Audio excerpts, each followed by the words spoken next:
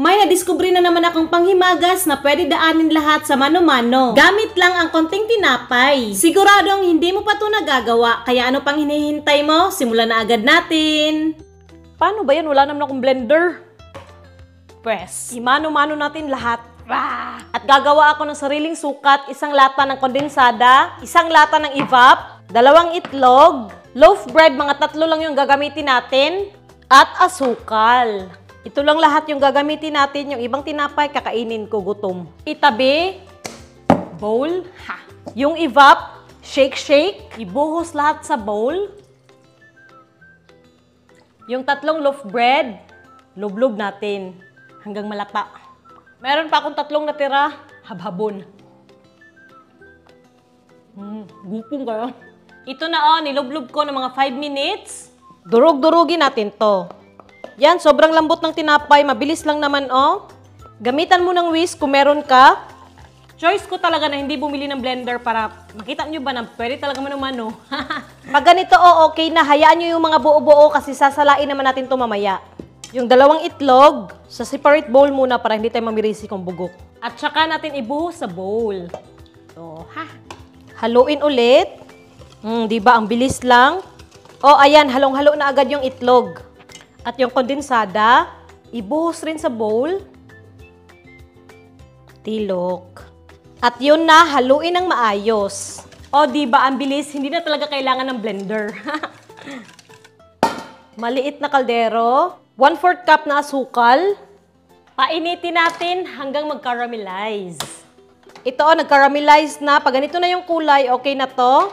Ibuhos na natin sa lalagyan natin ng pudding. Tapos, ganyanin.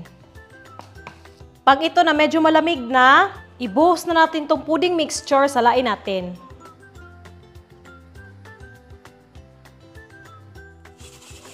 Sayang. Takpan natin ng aluminum foil para hindi mapasukan ng tubig. Kawali na may tubig. Painitin natin. At ito, nakumukulo na. I-adjust natin ang apoy. Medium to low fire lang. Ganyan, okay na. Ilagay na natin to. Make sure na mas mataas yung lalagyan mo ng pudding kaysa sa tubig, Takpan. At pakuluan natin to ng 20 to 30 minutes. 30 minutes na lang para sure. 2, 1. Ito na, pagkalipas ng 30 minutes, patayin natin yung apoy at buksan natin. Sobrang init. I-cool down natin saglit. Medyo mainit pa rin to, pero check na natin. Kulbaan man ko, iba si palpak. Yan, umuusok pa Lipat natin.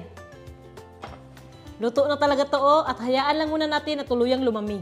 Ito na, malamig na. Takpan natin ng kahit ano. At ilagay natin sa ref ng mga 2 oras para tuluyang lang mag-firm. Ito na, pagkaraan ng 2 oras, lapit. Yan, wow. Toothpick sa gilid. Plato. Kinakabahan ako. 1, 2, 3, go!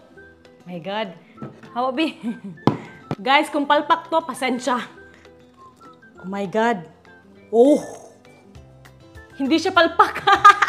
Hiwain natin.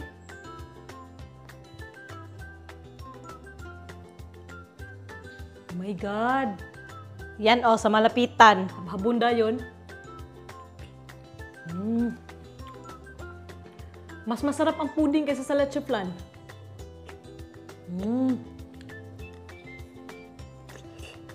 Must try, guys. Nadaan lahat sa mano-mano.